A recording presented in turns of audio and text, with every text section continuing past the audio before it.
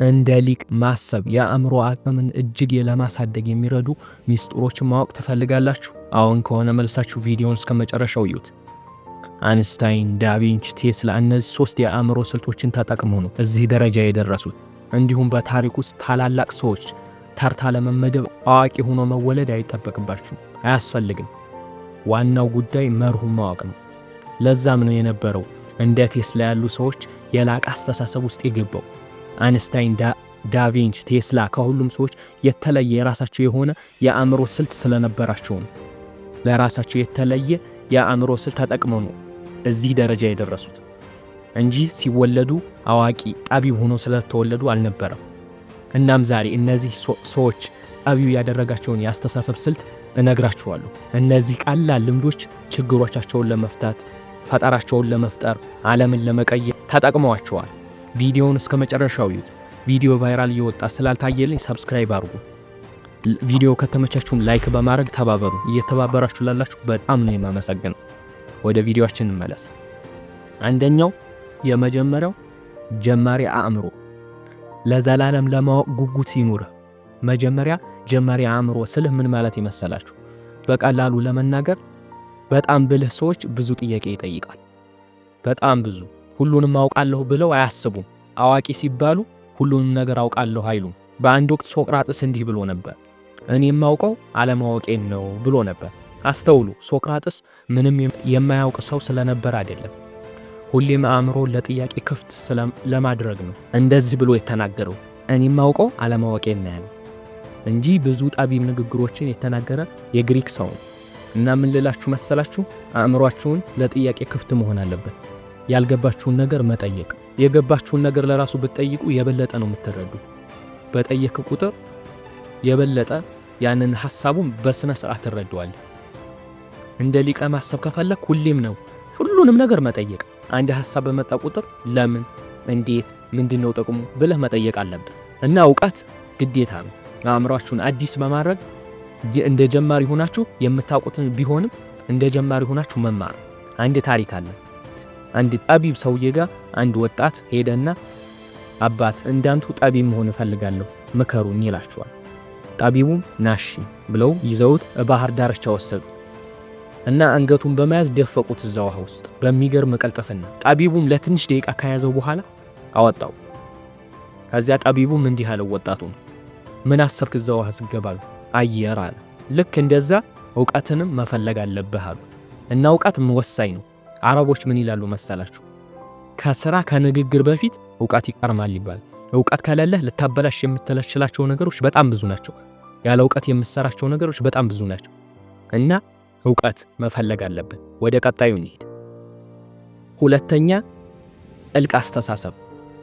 ታላላቅ ሐሳቢዎች ለማሰብ ለማቀድ ወይም ሐሳባቸውን ዘለቅ አድርጎ ወደ ውስጥ ገብተው ለማሰብ የሚረብሻቸውን ነገሮች ያረቃሉ። ለሰዓታት በጥልቀት ያስባሉ። እንደ ሊቅ ለማሰብ አእምሯችን ከሚወስዱ ነገሮች ማራቅ አለብን። ይህ ማለቴ በየቀኑ የምትሰጡት ጊዜ መኖር አለበት። በጥልቀት ለማሰብ የሆነ ፕሮግራም አውጥታችሁ ለትንሽ ለአንድ ሰዓትም ቢሆን ማሰብ አለባችሁ። ስለ ወደፊታችሁ፣ ስለ ቢዝነሳችሁ ሊሆን ይችላል። እነዚህን ማሰብ አለባችሁ። ከስልክም ከሰዎችም ርቃችሁ ማለት ነው። ጂኒየስነት በአጋጣሚ አይገኝም፣ በትኩረት እንጂ። አንድ ስራ ላይ በጥልቀት ካሰባችሁ በኋላ ትኩረት ማድረግ። ትኩረት ወሳኝ ነው። ትኩረት ያላራክበት ነገር ስኬታማ ያደርግህ። አሁን የምትሰራው 3 ስራ ሊሆን ይችላል፣ ግን ትኩረት የሰጠህበት ላይ ነው ስኬታማ የሚያደርግ እንጂ 3ቱም አይደለም። ማንም ሰው ሁሉም ነገር ላይ ያለው አይደለም፣ አንድ ነገር ላይ ነው የሚችለው። ስለሆነ ትኩረት ወሳኝ ነገር ነው። ወደሚቀጥለው የህይወት መስመር ለመሻገር የሚረዳው ትኩረትና በጥልቀት ማሰብ ይኖርብሃል። ትኩረት ሊኖርህ ይገባል። በአንድ ነገር ላይ ፎከስ ማድረግ በጣም ወሳኝ ነገር ነው። ስለዚህ በዚህ ሰዓት ማድረግ ያለባችሁን ልጠቁማችሁ።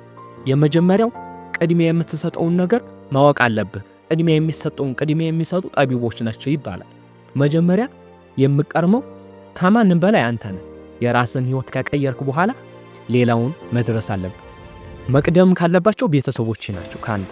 ካልቀደሙ አንተ ህይወትን ለውጠህ ከዚያ ወደ ቤተሰብ ነው መሆን ያለበት እንጂ ማንም አይቀርም ካንተ በፊት የሚቀድመው ማወቅ አለበት። ሁለተኛ የሚረብሹ ነገሮችን ካጠገብህ አስወግድ። ስታስብ የሚረብሹ ነገሮች ስልክ ሊሆን ይችላል፣ ሰዎች ሊሆን ይችላል። ራቅ ብለህ ማሰብ በቃ ከጫጫታው ራቅ፣ ከሁካታው ራቅ። አሁን አጎንብሰህ ስራና ያኔ ፈታ ብለህ ትኖራለህ። ያኔ ጫጫታም ሆነ ምንም ሆነ የምትፈልገው ማሳካት ትችላለህ። አሁን ግን ከሚረብሹ ነገሮች ርቀህ በጥልቀት ማሰብ ይኖርብሃል። የመጨረሻው ደግሞ ትኩረት የምታደርጋቸውን ሐሳቦች በዝርዝር መጻፍ። ሐሳብ ወሳኝ ነው። በዝርዝር ካልጻፍከው ሊጠፋ ይችላል።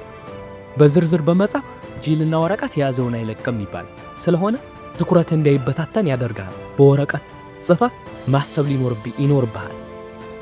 ወደ ሶስተኛው ነው የአእምሮ ሙከራ፣ በሐሳቦች መጫወት።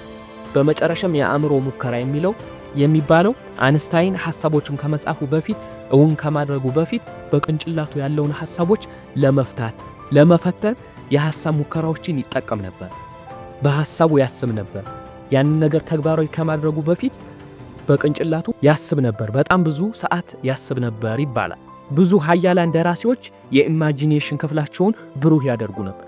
በጣም ታላላቅ የሚባሉ ደራሲዎች ኢማጂኔሽን ሲያደርጉ ቅንጭላታቸው የተለየ ሁኔታዎችን አስቦ የሚያስከትለውን መዘዝ በአእምሯቸው ያወጣል ያወርዳል። እስከ ዛሬ ድረስ እኛ በውጤቶቻችን እንገረማለን። ይህንን እንዴት ተገበረው ብለን። ኢማጂኔሽን በጣም ወሳኝ ነው። በአእምሯችን መሳል አለበት። አንድ ነገር ስናስብ ስንወስን መጀመሪያ መምጣት ያለበት አእምሯችን ነው። ቢሳካስ ብለን ማሰብ አለብን። ቢሳካ ብለን ባሰብን ቁጥር መዘዙንም እናውቀዋለን፣ ጥቅሙንም እናውቀዋለን።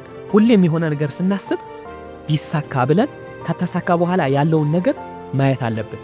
ሞቲቬትም ያደርገናል፣ ጠንካራም ያደርገናል። የሚፈጠረውንም ችግሮች ካሁኑ አቀንበት እንገባለን። ስለሆነ እነዚህን 3 ነገሮች ካደረጋችሁ እንደ ሊቅ ማሰብ ትችላላችሁ። ቪዲዮውን እስከ መጨረሻው ስላያችሁ በጣም ነው የማመሰግነው። ለዚህ አስተማሪ ቻናል አዲስ ከሆናችሁ ሰብስክራይብ አድርጉ።